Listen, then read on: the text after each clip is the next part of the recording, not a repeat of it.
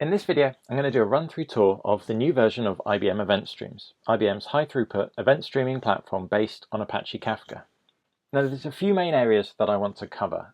Installing, how do you create and configure a Kafka cluster using Event Streams version 10? Using Kafka, an overview of what the administrator and the developer experience looks like in Event Streams. And monitoring Kafka, showing you how you can keep an eye on the health of your cluster. So first, I'm going to start with installing. In version 10, Event Streams is now a Kubernetes operator based on the open source Strimzi Kafka operator from the CNCF, the Cloud Native Computing Foundation. That means that an OpenShift administrator will find Event Streams in Operator Hub, their operator catalog, by searching for Kafka or Event Streams. Installing the operator is as easy as clicking subscribe, but you do get a couple of options. Firstly, which Kubernetes namespaces do you want the operator to manage? Now, if you're going to have multiple different Event Streams instances on your OpenShift cluster, then you can install the operator so that it watches all namespaces, and one operator can happily manage multiple different instances at once. Or if you want to keep it isolated to a particular namespace or set of namespaces, you can choose that instead. Secondly, you can choose if you want to automatically upgrade as updated versions of the operator become available, or if you want to be notified of available upgrades so you can review them and choose when to upgrade. Once you've made your decisions, click subscribe to install the operator, and then now you've got the Event Streams operator up and running, it'll watch for when you request new Kafka clusters. There are several different ways you can request new Kafka clusters. One way of doing it is a very OpenShift native approach, all in the OpenShift console UI. An alternative way, if you've also got the IBM Cloud Pak for integration, is to use IBM Cloud Pak's Navigator UI. Now, both are doing the same things under the covers, but I'll show you both experiences so you can see the differences between them. But first off, let's stay in the OpenShift console. If I click into the Event Streams operator, I can see tiles for the different things that the operator knows how to manage. So I'm going to start with an Event Streams instance itself. Creating one of these gets the operator to set up a new Kafka cluster for me and the rest of the supporting services that make it easier to run Kafka in production. What you can see here is the spec for a new cluster. Now, there's a lot here, but there's also a lot of help available to get you started. If I click on the Samples tab here, you'll see a collection of sample specs that we provide. Clicking Try It for each sample loads that into the editor, and each of these is almost ready to install as is. So you can just read the descriptions of the different samples, choose the one that's the closest fit for your requirements, whether you want a small, lightweight, single broker Kafka cluster for development use, or if you want a lockdown, secure, highly available 3-broker Kafka cluster ready for production use. Or you can use one of these samples as a starting point and then tweak it to fit your needs. Maybe you want 4 brokers instead of 3, so you can change that in the spec. Maybe you want client applications running outside of your OpenShift cluster to need credentials, but you don't mind applications running inside OpenShift connecting without any authentication at all. Maybe you don't need all of the components in the sample, so you can go in and remove the ones that you don't want, like the REST producer, which lets you produce messages to your Kafka topics from a REST client. Now, if you don't have any REST HTTP clients, then maybe you don't need the REST producer to be deployed, so you can remove it from the spec. Now, to help you make changes like this, the right column contains the documentation for all the fields in the spec that lets you drill down to any of the fields. And it's also shown in the editor as hover help and as autocomplete, so that you know the right values to put in.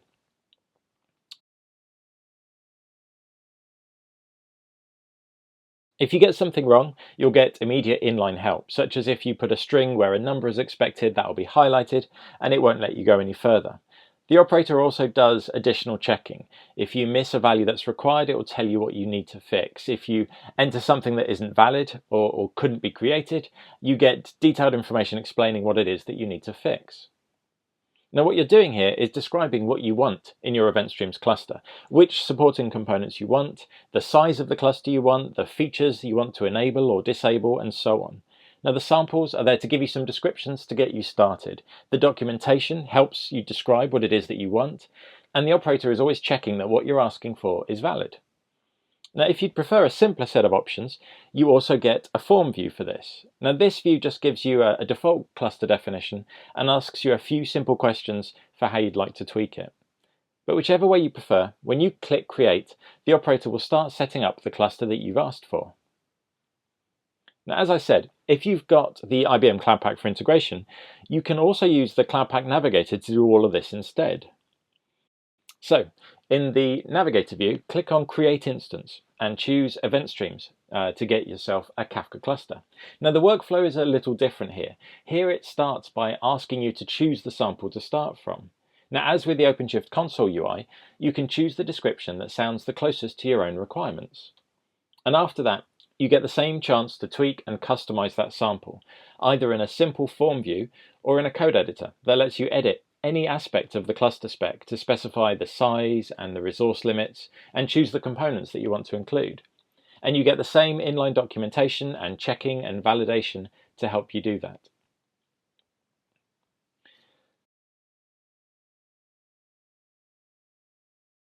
The guidance isn't limited to your initial creation of your event streams cluster. The operator is looking for potential issues with the spec that you ask for. Now, these are things that maybe aren't technically invalid and could work, but might have effects that you might not realize. Maybe you ask for something that leaves part of your cluster insecure, or maybe the spec you ask for will impact the high availability for part of the event streams cluster. Now, the operator will bring these to your attention using conditions. These are displayed in the OpenShift console UI and also in the Cloud Pak Navigator view. Wherever you view them, these give you a description of what has been found, an explanation of the implications of that, and a description of how to fix it. Now, if you did this intentionally, that's fine. Maybe you're running this on a private isolated network, so you don't need it to be secured. Or maybe you're only going to use this for development purposes and you don't need high availability. But if it wasn't intentional, the guidance here will help you to correct the issues, and you can keep following the instructions until there are no more warnings left, and that lets you know that you've configured a secure, highly available event streams cluster.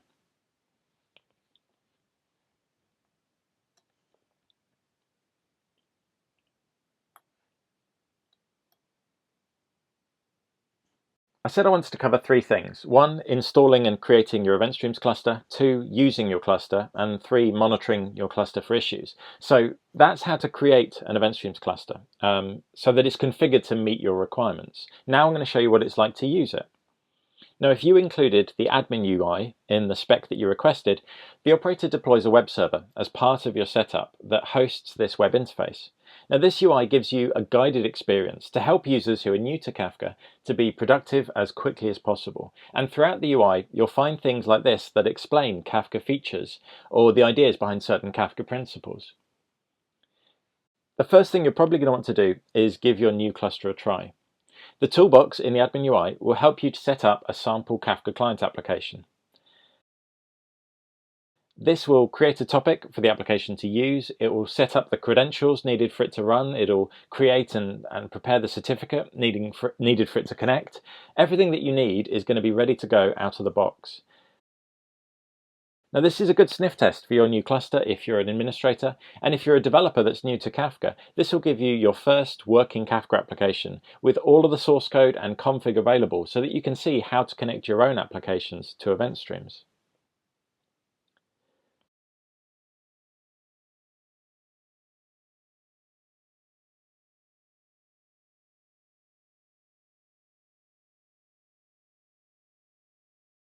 Next, you'll probably want to start by creating your first topic. By default, the wizard for doing this is again a simple guided walkthrough to help you choose the most significant config values for your topic, each with some guidance to help you choose what the right value is. If you're more experienced with Kafka, you'll know that there are loads of other config values that you can tweak for topics. Now, flipping the advanced toggle will let you see any of these and set any of them that you want. I said before that the tiles in the OpenShift console show the different components that event streams can manage. Now, under the covers, components of event streams are represented as Kubernetes custom resources. For example, Kafka topics are each represented as a custom topic CR. So that topic that I just created in the UI is shown here as a custom resource. And in the YAML, if I click through to it, I can see the specification that I requested for the different topic attributes. Updates here go both ways. If you edit the topic specification in the custom resource, Strimzy's topic operator is used to update the topic attributes on the Kafka cluster. and then this will be reflected in the event streams admin UI. So you can create or edit topics just by creating Kubernetes custom resources with the spec for the topics that you want. In this way, you get the best of both worlds. You get a simple, guided, interactive admin experience through the UI, and that's complemented with a Kubernetes admin experience ideally suited to scripting and automation. It's not just topics that work like this. So for example, now that you've got your first topic, you'll want to connect an application to it. So for applications running inside my OpenShift cluster, I specified before that credentials aren't needed. But because I requested authentication for external clients when I define that spec for my event streams cluster, that means I need credentials for any Kafka applications connecting from outside. The event streams admin UI makes this easy to set up with a simple step-by-step wizard for defining credentials with very granular access. Do you want your application to be allowed to produce messages or consume messages or both? Do you want it to be able to access all topics or a set of topics or just one topic in particular? And so on. The wizard walks you through creating the credentials you need, ready to drop into your application. And again, what you've done in the simple UI is represented under the covers as new Kubernetes custom resources. And you can see the spec for credentials in places like the OpenShift console. And the detail here shows you all the detailed permissions that you requested through the UI wizard. And if you want to change the permissions for this application, you can edit the CL directly. And Strimzy's user operator will update that through. It'll update the credentials to match whatever you put in the custom resource spec. So again, it's a simple interactive UI experience complemented with a Kubernetes experience that's really well suited to automation. It means that you can define and create all the aspects of your microservices architecture declaratively. The topics your application needs, the credentials your application should use to connect to them, the whole Kafka cluster itself. These can all be defined as a set of custom Kubernetes resources. And these definitions are simple YAML files, easy to review, well suited for managing in source control alongside the applications that they're for, and applying them is easy to automate. You can create the Kafka cluster and the resources you need declaratively by just applying these YAML specifications, and then from that point on, the event streams operator will set it all up for you. Event streams adds additional components to Kafka to help you be more productive with it. For example, a schema registry to let your developers document the schema of messages that they're producing to Kafka topics. This makes it easy for developers of applications that consume messages to know what their apps should expect and how to process the messages that they'll receive. And again, the admin UI has wizards to walk you through everything you need to get your app working with these new schemas.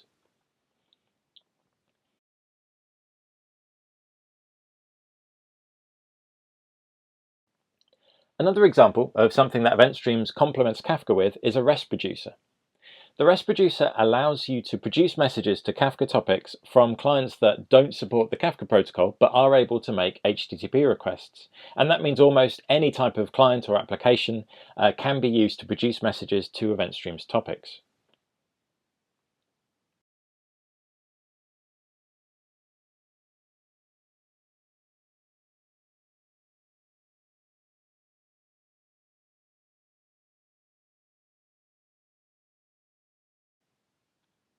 The UI also includes a message browser, and that lets you easily view the contents of your Kafka topics and see the messages that are being produced from both the Kafka clients and the HTTP clients.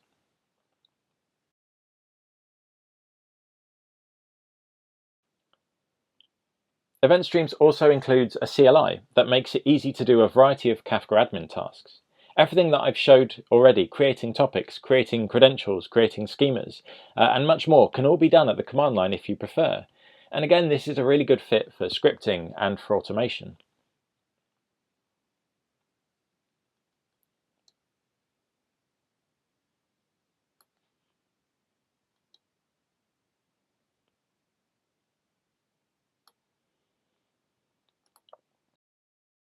If you want to use the Kafka Connect framework for getting data in or out of your event streams cluster from hundreds of different external systems, the admin UI toolbox will walk you through how to set that up.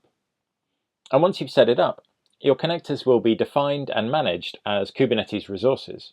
For example, I'm running a Twitter Kafka Connect source connector, And the config here shows what I needed to automatically get messages from the public Twitter timeline that mention a certain keyword to be produced to one of my event stream's Kafka topics.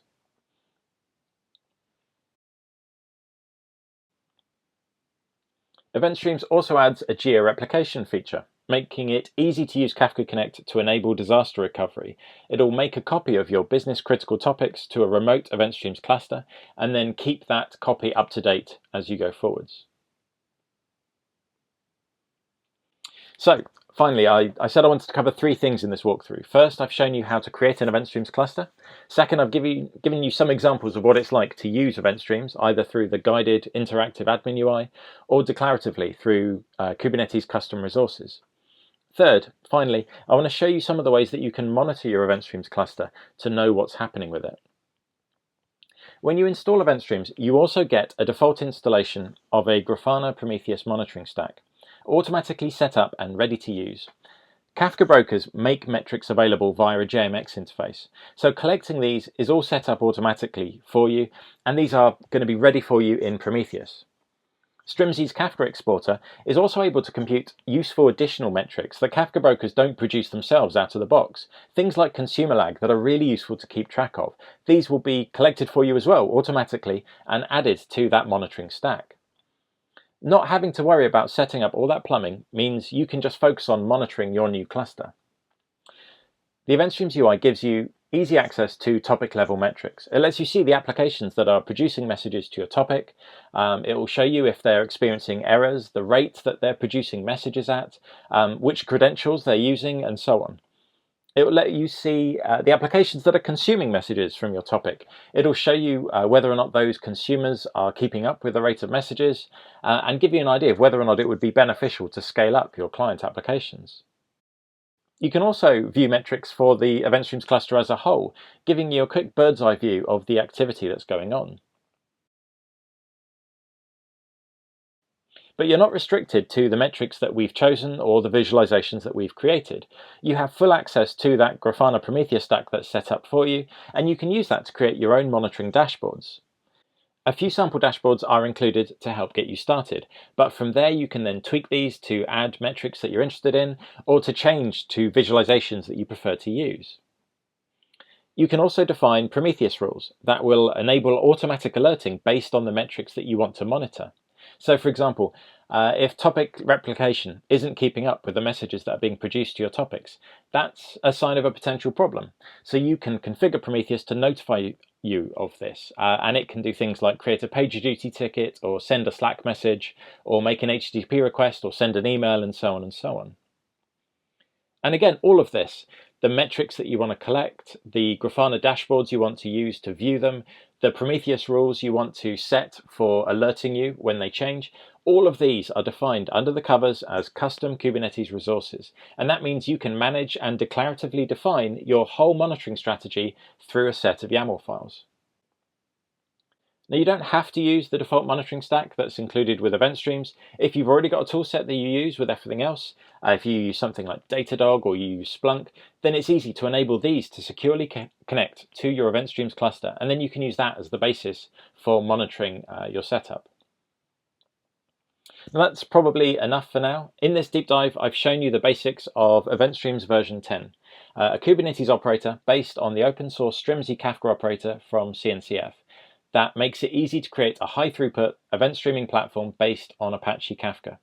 I've shown how the guided simple UI experience can help you to be productive quickly, and how that's complemented with a Kubernetes native admin experience to let you manage the definition of your whole event streaming infrastructure as a set of YAML resources that you can create declaratively. And finally, I've shown you how Event Streams adds a variety of additional components to Kafka that are essential when you're running Kafka in production, things like a schema registry and a monitoring stack. For more detail about any of this, please see our documentation at ibm.github.io/event-streams. Thank you.